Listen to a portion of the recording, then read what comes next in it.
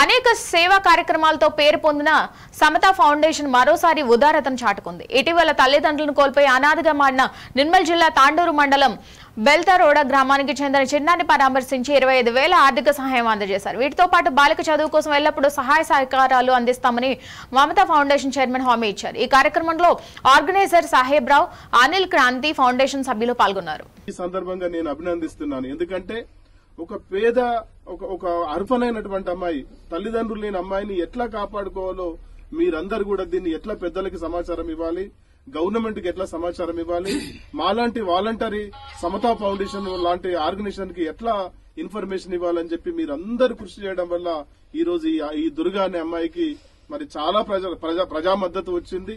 మరి సమాజంలో చాలా మంది సేవ చేయాలనే ఆలోచన ఉన్న వాళ్ళు ఉన్నారు, సహాయం చేయాలనే ఆలోచన ఉన్నవారు. కాబట్టి మరి వాళ్ళందరూ కూడా ఈ రోజు వచ్చి ఈ పాపకి సహాయం చేయడం జరిగింది.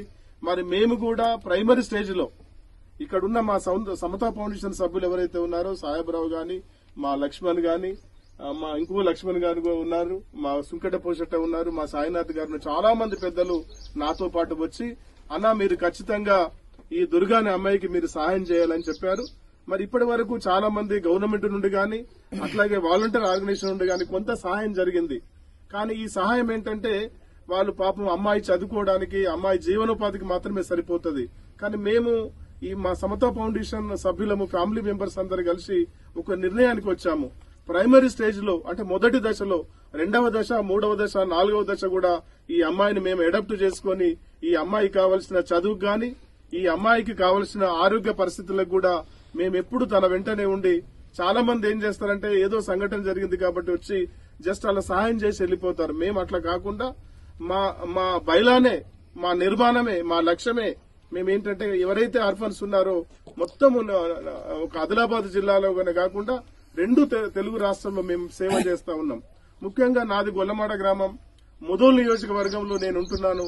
అదృష్టవశాత్తు హైదరాబాద్ లో మేము వ్యాపారాలు చేసుకుని ఉంటూ ఖచ్చితంగా ఈ సొసైటీకి పే బ్యాక్ చేయాలి, ఇట్లాంటి పేదవాళ్లను ఆదుకోవాలి. మళ్ళీ అట్లాగే డ్రాప్ అవుట్ స్టూడెంట్స్ ఎవరైతే ఉన్నారో వాళ్ళకి ఆదరణ లేక, తల్లిదండ్రులకు చదివించే స్థితిగతులు లేక, ఆదరణ లేక ఎవరైతే డ్రాప్ అవుట్ స్టూడెంట్స్ మార్గ మధ్యంలోనే చదువు ఆపేస్తున్నారో వాళ్ళకు కూడా సమతా ఫౌండేషన్ సహాయం చేస్తుంది.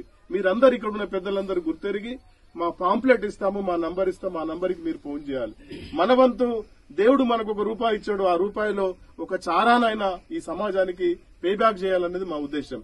దయచేసి అట్లాగే తల్లిదండ్రులు లేని పేదవాళ్లు, ముసలి వాళ్ళు ఎవరైతే ఉంటారో వాళ్ళని తీసుకుపోయి మేము హాస్టల్లో పెట్టలేము, ఉంచలేం. కాబట్టి అటువంటి పరిస్థితి ఉన్నా కూడా మాకు ఇన్ఫర్మేషన్ ఇవ్వండి. మేము వాళ్లకు కావలసిన సరుకులు మొత్తం, వాళ్ళు తినడానికి సరుకులు మొత్తం మేము ఇప్పించే ప్రయత్నం చేస్తాం. మేము వికలాంగులు ఎవరైనా ఉంటే 100% వికలాంగులు ఉంటే వాళ్ళ ఇన్ఫర్మేషన్ కూడా మాకు ఇవ్వండి దయచేసి. తల్లిదండ్రులు లేని ఇట్లాంటి